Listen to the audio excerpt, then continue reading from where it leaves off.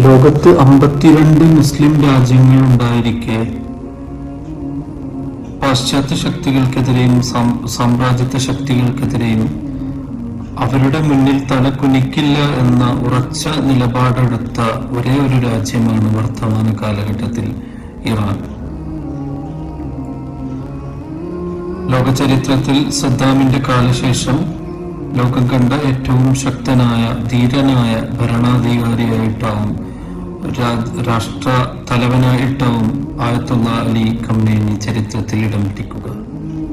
താനൊരിക്കലും അസുഖബാധിതനായി കൊണ്ട് മരിക്കാൻ ആഗ്രഹിക്കുന്നില്ല എന്ന് ഉറക്കെ പ്രഖ്യാപിച്ച് തൻ്റെ ജീവന് എല്ലാവിധ ഭീഷണിയുമുണ്ട് എന്ന് അറിഞ്ഞിട്ട് പോലും തനിക്ക് ഓടിയൊളിക്കാനോ അല്ലെങ്കിൽ ഒളിഞ്ഞിരിക്കാനോ ഒക്കെയുള്ള അവസരങ്ങൾ ഉണ്ടായിട്ട് പോലും ധീരതയോടെ മരണം വരെയും തന്റെ രാജ്യത്തിന്റെ മുന്നിൽ നിന്ന് നയിച്ച ആളായിട്ടാവും ആയത്തുള്ള അലി ഖമനേനിയെ ചരിത്രം വിശേഷിപ്പിക്കും. സാമ്രാജ്യത്വ ശക്തികൾക്ക് മുന്നിൽ തലകുനിക്കാതെ അവർക്കെതിരെ പോരാടി വീരമൃത്യു മരിച്ച സദ്ദാം ഹുസൈന്റെയും മുഅമ്മർ ഗദ്ദാഫിയുടെയും അതുപോലെ തന്നെ ഫലസ്തീനിൽ അരുങ്കൊല ചെയ്യപ്പെട്ട